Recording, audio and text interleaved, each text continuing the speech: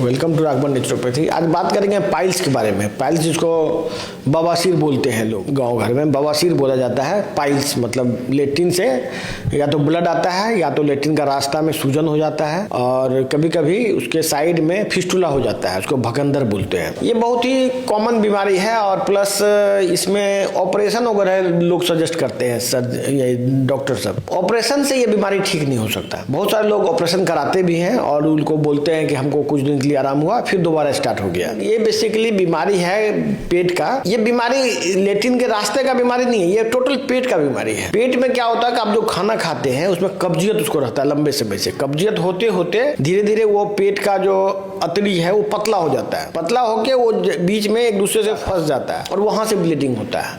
किसी को लेट्रिन के रास्ते में ब्लीडिंग होता है, किसी को नीचे से होता है, किसी को लेट्रिन के ऊपर से ब्लीडिंग होता है और वो ब्लीडिंग फिर लेट्रिन के थ्रू निकलता है तो उसको वो पाइल्स बोलते हैं। एक्चुअली में ये बीमारी टोटल मेटाबॉलिक डिजीज है। इसका इन्वॉल्वमेंट होल ऑफ इंटेस्टाइन होता है। सिर्फ लेट्रिन जहां से कर रहा है वहां ब्लड वो सोच रहा है कि आ रहा है। एक्चुअली में ब्लड कहीं ऊपर से आ रहा होता है। आदमी को सिकम, रेक्टम, एनस और उससे ऊपर भी ब्लीडिंग का सोर्स हो सकता है। और प्लस ये टोटली बीमारी, प्लस इसमें एक और बहुत गलतफहमी फैला हुआ है। उसमें लोग ये बोलते हैं कि अदरक खाने से बीमारी बढ़ जाता है। ये भी टोटल झूठ है।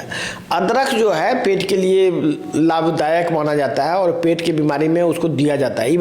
इवन जो दवाई बनती है पाइल्स की, जो भी हम लोगों का मेटाबॉलिक डिजीज है या जो भी आयुर्वेदिक दवाई भी है, उस समय में अदरक ही दिया जाता है। अदरक उसका इलाज है। लेकिन पब्लिक में ये गलतफहमी फैला दी गई है कि अदरक मत खाओ, क्योंकि यदि आदमी अदरक का थोड़ा ज्यादा सेवन करे तो ये पाइल्स की बीमारी नहीं होगी उसको। तो ये बहुत ज्यादा फैला हुआ है और ये बीमारी बिल्कुल ही क्योरेबल है। मेरा आप लोगों से रिक्वेस्ट है कि इस बीमारी में कम से कम आप सर्जरी मत कराइए।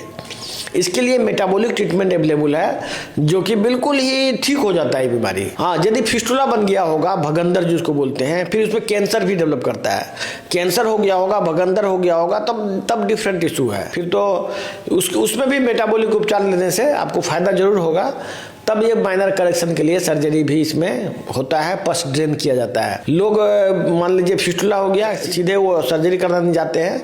उससे क्या होता है कि दूसरा फिर फिस्टुला हो जाता है। एक फिस्टुला का ऑपरेशन नहीं कराया फिर से हो गया, ऐसा होता है।